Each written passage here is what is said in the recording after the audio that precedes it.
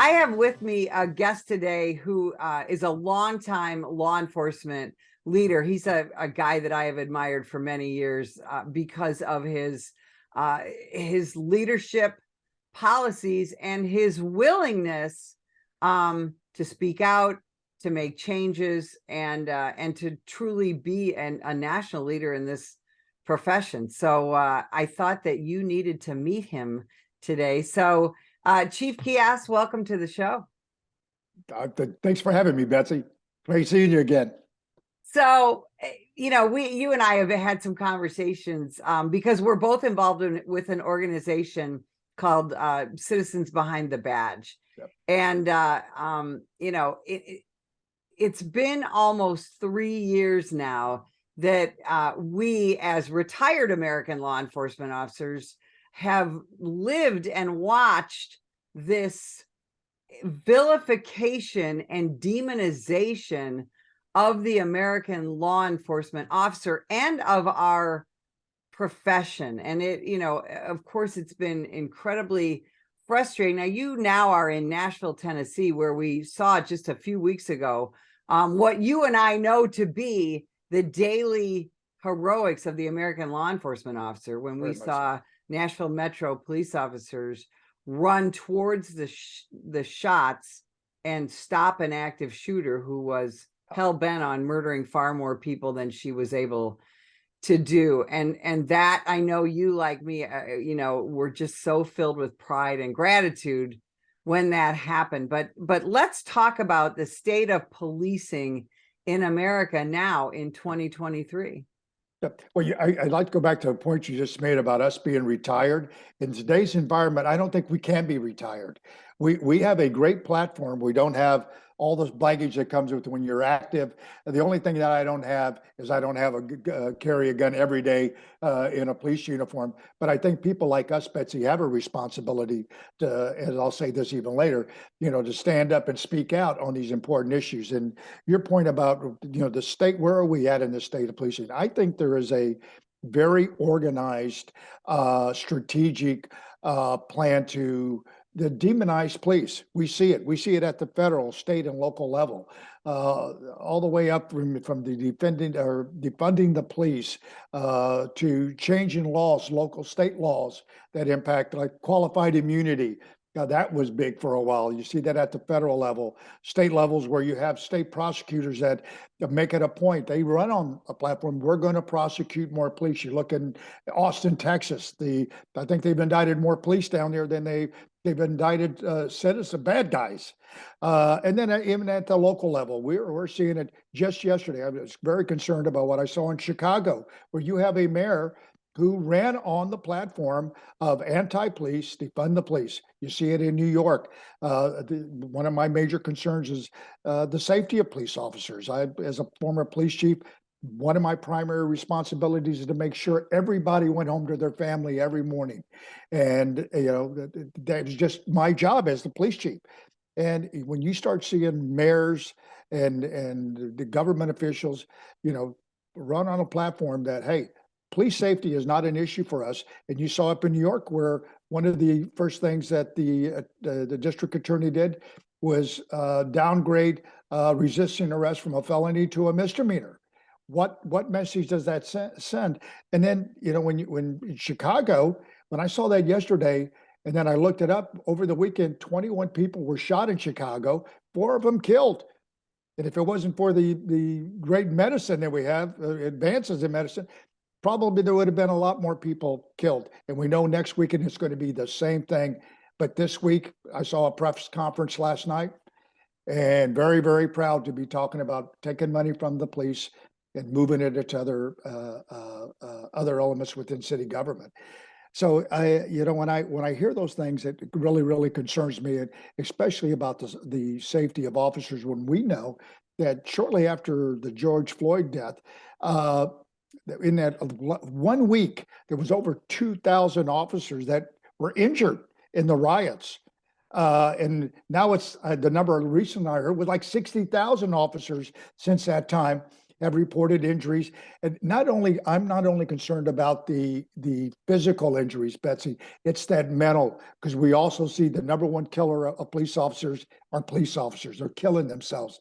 And we need to be very, very on top of that as police leaders and retired people like ourselves. We got to, every time I had talked to a chief, I bring out my card, my suicide hotline card. Are you giving these out to every police officer? When you give them their gun and you give them their computer, just give them this card. And I always joke, I says, always tell them it's not for you, it's for a buddy, because nobody ever wants to think that you're giving it because you think Betsy might have a problem.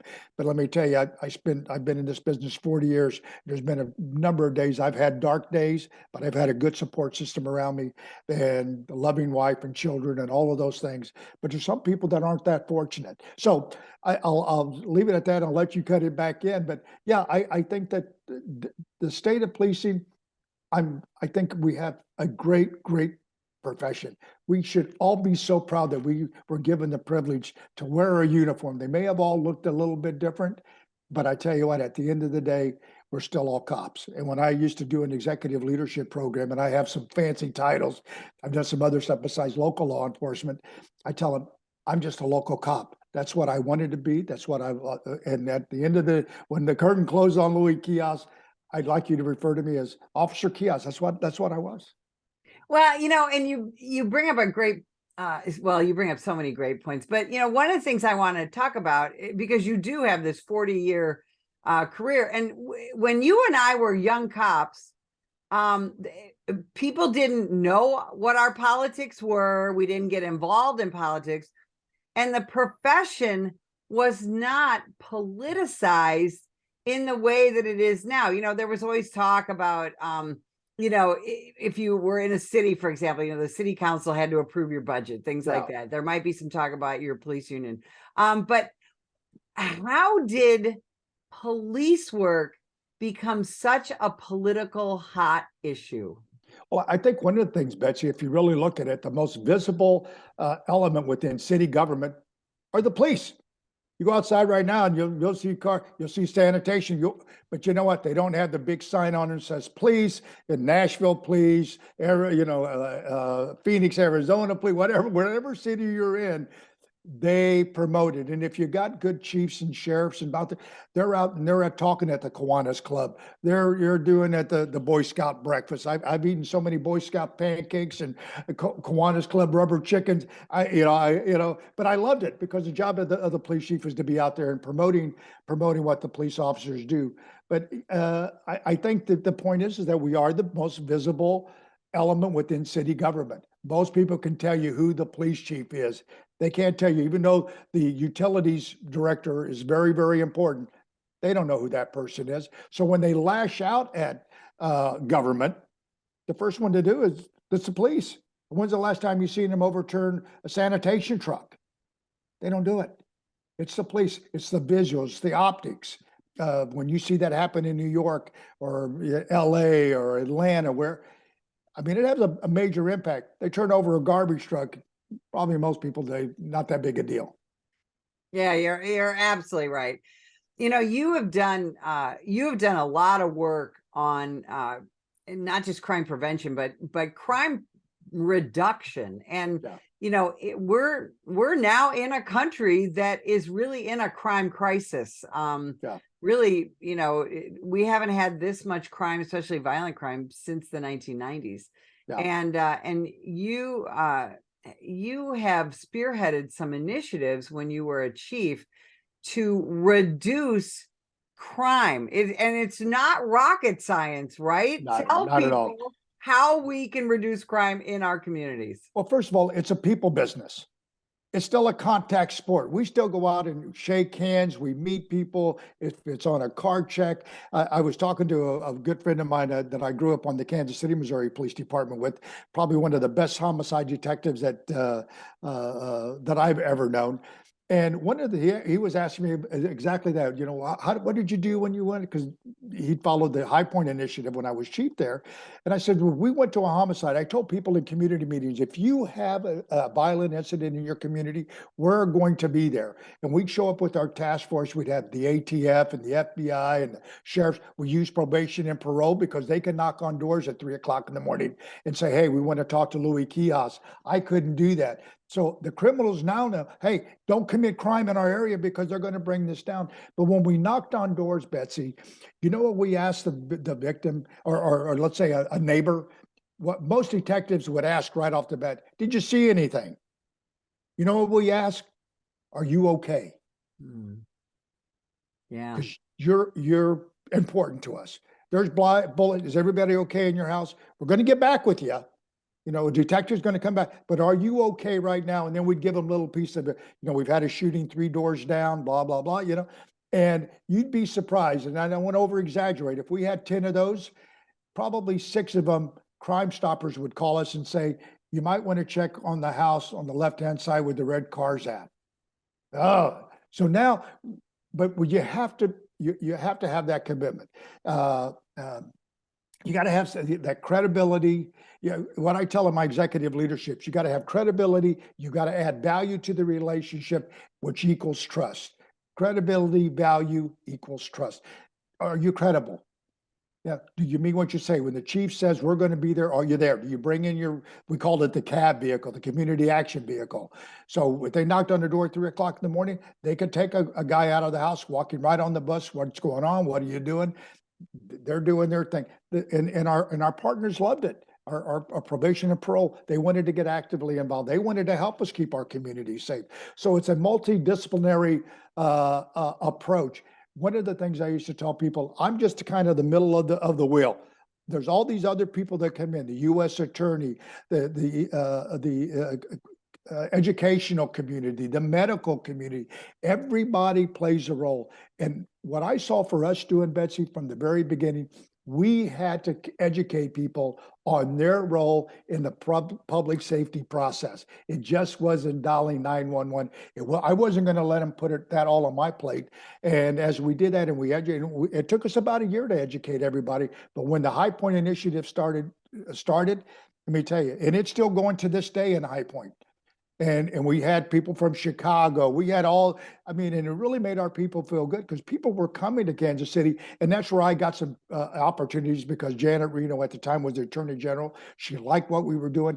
And the one thing we didn't do, we didn't go for any federal money because I knew if it was going to be successful, everybody in the community had to be a part of it. They had to be vested into the system. It couldn't be a $500,000 government grant that drove it, because guess what happens when the $500,000 stops?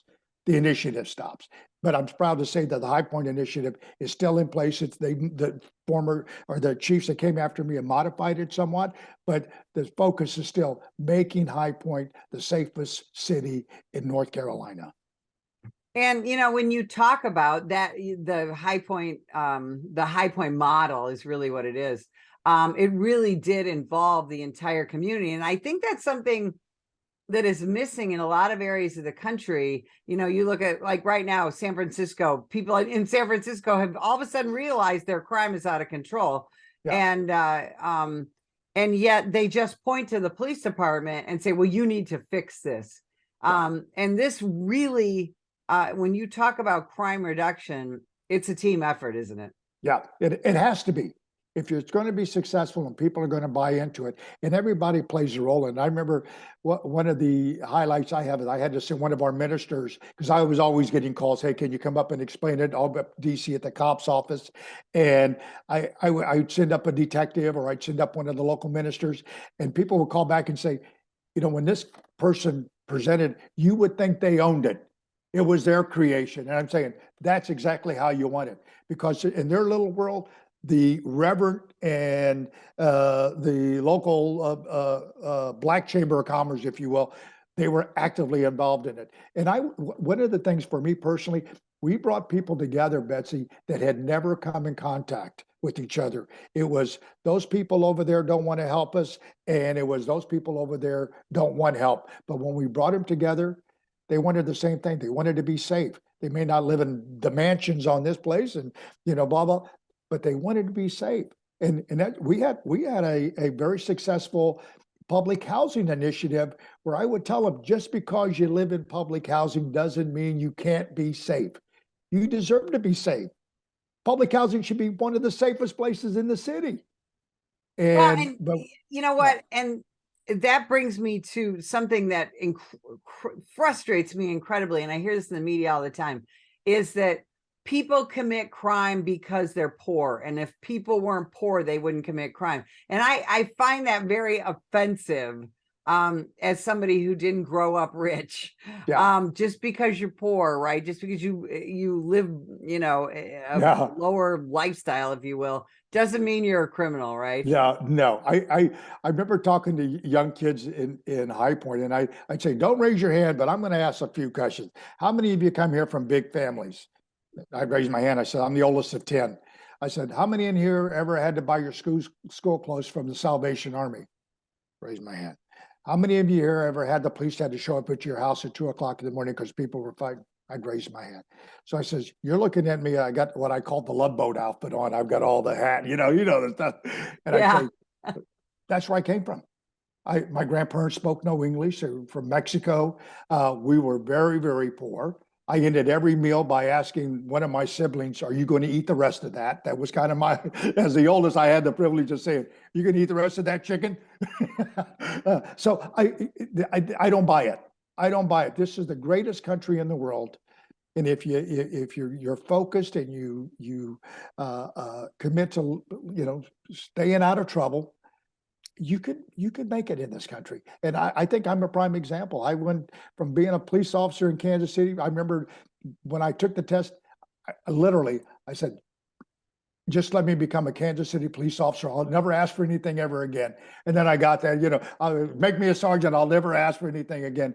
And when I gave a speech years later at the police academy, I'd say, in this crowd could be an assistant director at the FBI, like I was. I had the privilege, or assistant secretary at DHS, like I had the privilege. Some Mexican kid from the west side of Kansas City. That's a pretty good deal. Not the sharpest tool in the shed either. So, but yeah, I think that you're right. That's a very lame excuse. Yeah, you're absolutely right. And again, like you said, you and so many others are absolute proof that that's not the case. Yeah. And yet that's what we very often hear from political leaders, from the media, and this and that. They also talk a lot about bail reform, that making someone pay a bail or a bond is somehow classist, racist. There's all the ists. How is quote unquote bail reform in places like New York and Illinois and LA? How is that damaging public safety? Well, I think that I wish I had the president of all those chambers of commerce sitting around.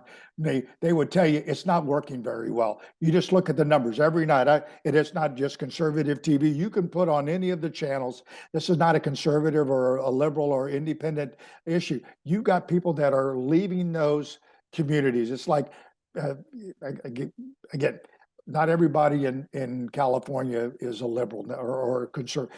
So you have people that are saying, this is just getting so crazy. They just had in class used to be, well, you were protected from this if you were, higher status in the community. They just had a CEO, multimillionaire, that was stabbed to death in San Francisco 2 or 3 days ago. So, I mean, so now as people realize, hey, this isn't something that just happens over there, it's happening here. And I'm hoping that the benefit, and I don't mean that in a positive way, but I hope it opens eyes to say, hey, if it could happen to me, if it could happen to this guy who's a multimillionaire, it can definitely happen to me here in Nashville. And I better do something. And I've told people the next time you have a district attorney's election, I would be there asking them what their position is on the gun violence, what their position is on assaulting police officers. Because here in my community, I ask, do we know who the district attorney is? I tell you what, I've learned I find out exactly who they are now. And so I think there's going to be some benefits from this, Betsy. I think it's going to make people more aware and tuned, if you will, and they're going to be able to make better decisions because our especially on election day, because we're about putting that thing in the ballot box. And we need to get people out to vote. And that's why I tell, all of the executive leaders that I know, you need to get out, you need to vote. You got to let people know that, hey, this is an important issue for you. Yeah, you're absolutely right. Chief, we just have a couple minutes left. What are we going to do to bring more good quality young people to this profession? Boy, yeah, I'm glad because I have that on my notes here. What scares me about when we start talking about the impact of defunding the police, you've got all of these officers that are leaving. I've not talked to a chief in the last month that has not had recruitment. I always ask him, I said, have you ever are you turning people away? Oh, yeah, they give me that. I said, but what we've started seeing happen is that they're lowering the standards. And Betsy, you and I have been in this profession long enough. We know how that's going to end. We know how it's going to end. We have history. We know exactly how that's going to end. But I'm thinking, am I the only one that remembers, when we were doing this and we needed, more of everything. We needed more women. We needed more Hispanics. We needed more, when in fact, we have quality people out there, all colors, all races, all genders. Yeah, you're absolutely right. Chief, you have so much to offer. Where can people find you? Well, I don't do a lot of social media just because of my previous backgrounds, but I'm on LinkedIn. I'd love to have people. I put a lot of stuff on LinkedIn, and so they can find me, Louis F. Quijas. Last name is Quijas. Go to LinkedIn, and I'd love to put you on there. And also, while you're on there, go to behindthebadge.org. That's the group that Betsy and I are involved in, Citizens Behind the Badge. I'd love for you to participate. It's Craig Floyd is the CEO of it, and many of you know him from the National Police Memorial. We really would like you to take a look, and maybe you can help us out. And Betsy, I can't thank you enough for having me on. Chief, thanks so much for being with us. And if you'd like more information about the National Police Association, visit us at nationalpolice.org.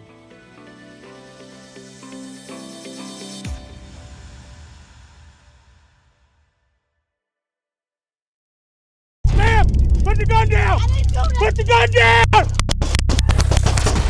Last year, law enforcement officers were involved in hundreds of thousands of use of force incidents. A use of force incident is when an officer must use nonverbal tactics to gain control of a dangerous situation.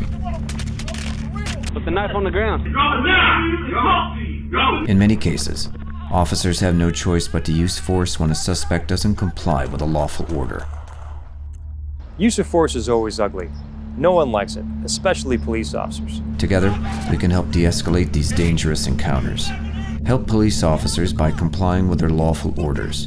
Don't attack, attempt to disarm, or flee from an officer. Use of force is an officer's last option. Most incidents can be avoided by not resisting arrest. If you feel you've been wrongfully detained by a police officer, then seek a legal solution after the encounter has been resolved. Let's keep everyone safe. Comply now and complain later.